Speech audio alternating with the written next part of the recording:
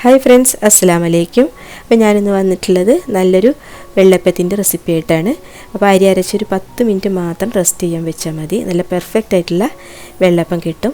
അതിന് വേണ്ടിയിട്ട് 1.5 കപ്പ് പച്ചരി എടുത്തിട്ടുണ്ട്.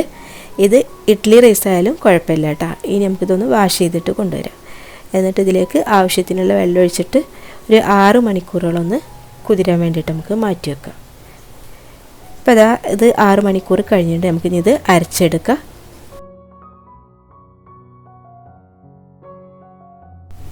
ഞാനിപ്പോൾ ഇവിടെ അരി എടുത്തിട്ടുള്ളത് നമ്മളൊരു അളവിനാണ്. നിങ്ങൾക്ക് ഓരോരുത്തർക്കും എത്ര വേണമെന്നുണ്ടെങ്കിൽ അത്ര അരി എടുക്കുക. അപ്പോൾ അതിനനുസരിച്ചിട്ട് തന്നെ അതേ അളവിൽ തന്നെ ചോറും തേങ്ങയും എടുത്താൽ മതി.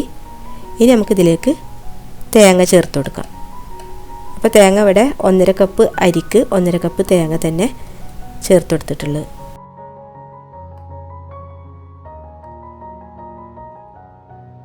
ഇനി ഇതിലേക്ക് 2 ടേബിൾ സ്പൂൺ പഞ്ചസാര ചേർത്ത് കൊടുക്കുക. പിന്നെ നമ്മൾ ചെറു ചൂടോടെയുള്ള നമ്മൾ ഈസ്റ്റൊക്കെ പൊങ്ങി വരാനുള്ള ചൂടുണ്ടാവുമല്ലോ, ആ ചൂടോടെയാണ് വെള്ളം ചേർക്കേണ്ടത്. അപ്പോൾ ഞാനിപ്പോൾ ഇവിടെ തേങ്ങാവെള്ളം എടുത്ത് വെച്ചുകൊണ്ട് അതൊരു 1/2 കപ്പ് ചേർത്ത് കൊടുക്കുന്നുണ്ട്. നിങ്ങളടുത്ത് ഇല്ലെങ്കിലൊന്നും ചേർക്കൊന്നും വേണ്ട. ഞാനിവിടെ എപ്പോഴും വെള്ളപ്പം ഉണ്ടാക്കുമ്പോൾ ചേർത്ത് കൊടുക്കാറുണ്ട്. പിന്നെ 1 ടീസ്പൂണ് ഈസ്റ്റ്, പിന്നെ നേരത്തെ പറഞ്ഞ പോലെ തന്നെ ചെറു ചൂടുള്ള വെള്ളം 3/4 കപ്പ്. ഇനി നമ്മളിത് അരച്ചെടുത്തിട്ട് കൊണ്ടുവരാം.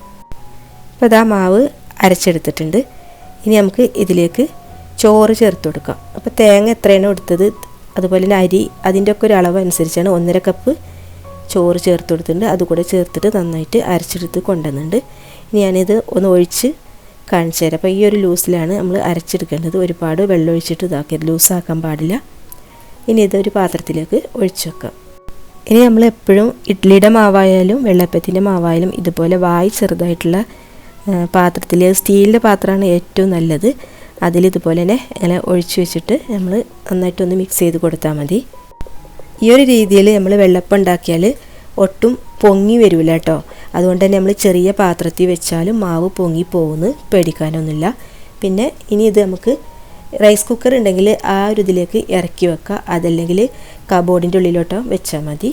ഇപ്പോൾ ഇതാ മാവ് റെഡി ആയിട്ടുണ്ട്. 10 മിനിറ്റ് കഴിഞ്ഞിട്ടുണ്ട്. ഇപ്പോൾ കണ്ടില്ലേ, മാവ് ഒട്ടും തന്നെ പൊങ്ങി വന്നിട്ടൊന്നുമില്ല. എന്നാലോ വെള്ളപ്പം ചുട്ട് കഴിഞ്ഞാൽ സോഫ്റ്റിന് ഒട്ടും കുറവില്ല കേട്ടോ. ഇനി ആവശ്യത്തിനുള്ള ഉപ്പ് കൂടെ ചേർത്തിട്ട് ഇതൊന്ന് നന്നായിട്ട് ഇളക്കിയിട്ടെടുക്കാം.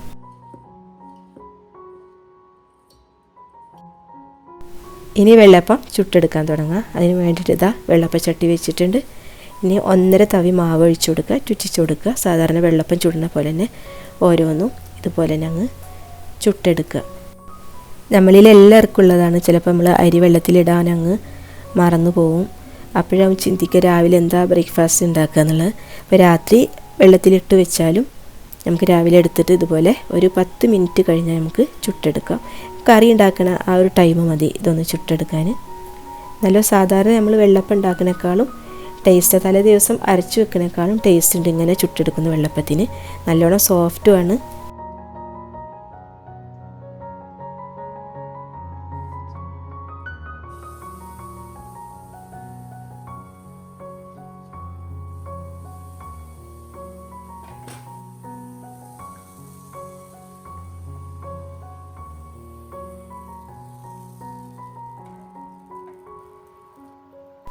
ഇതിന് മുന്നേ ഞാൻ 2 വെള്ളപ്പത്തിൻ്റെ റെസിപ്പി ഇട്ടിട്ടുണ്ട്. അതിലൊരെണ്ണം ഇതുപോലെ തന്നെ രാവിലെ അരച്ചെടുത്തിട്ട് ഉണ്ടാക്കുന്നതാണ്. അതിൽ ഞാൻ ബേക്കിംഗ് സോഡ ചേർത്തിട്ടാണ് ചെയ്തിട്ടുള്ളത്. അത് കാണാത്തവരുണ്ടെങ്കിൽ ഒന്ന് കണ്ടു നോക്കാം കേട്ടോ.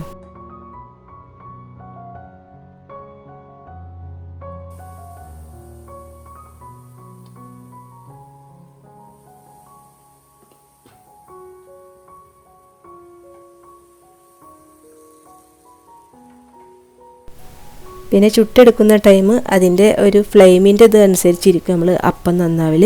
അത് എന്ത് ചുടുമ്പോഴും അങ്ങനെ തന്നെ എല്ലാവർക്കും അറിയാമല്ലോ. അപ്പോൾ ഞാൻ തന്നെ ഇപ്പോൾ ഇത് ചുടുന്ന സമയത്ത് 1-2 എണ്ണം അങ്ങനെ ആയിപ്പോയിട്ടുണ്ട്. ഒന്ന് ചട്ടി കൂടുതൽ ചൂടായിപ്പോയിട്ടുണ്ട്.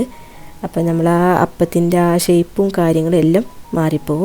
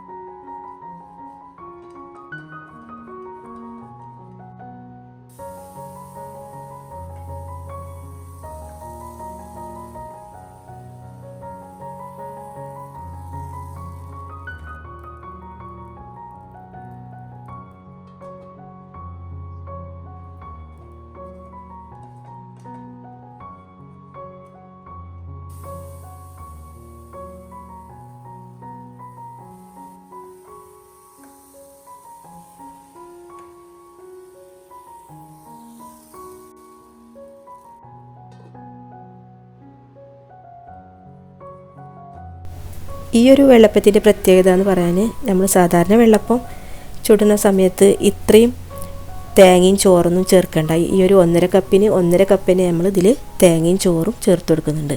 പക്ഷേ ഇതിങ്ങനെ തേങ്ങ കൂടുതൽ ചേർത്തെങ്കിലാണ് ഈ ഒരു വെള്ളപ്പത്തിന് ടേസ്റ്റ് ഉണ്ടാവുള്ളൂ. അപ്പോൾ നിങ്ങൾ ഒരു പ്രാവശ്യം ഇതുപോലെ ഒന്ന് ട്രൈ ചെയ്ത് നോക്കൂ കേട്ടോ. എന്നിട്ട് ഫീഡ്ബാക്കൊക്കെ ഒന്ന് അറിയിക്കുക.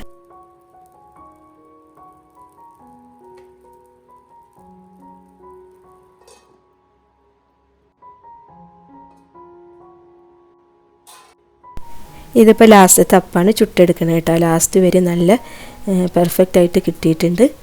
എല്ലാം ചുട്ടെടുത്ത് കഴിഞ്ഞിട്ടുണ്ട് കേട്ടോ. അപ്പോൾ അതൊന്ന് ഞാൻ കട്ട് ചെയ്തിട്ട് കാണിച്ചു തരാം. നല്ല സോഫ്റ്റാണ്. അപ്പോൾ എല്ലാവരും ഒന്ന് ട്രൈ ചെയ്ത് നോക്കുക. ഇൻഷാ അല്ലാഹ് ഇനി നെക്സ്റ്റ് വീഡിയോയിൽ കാണാം.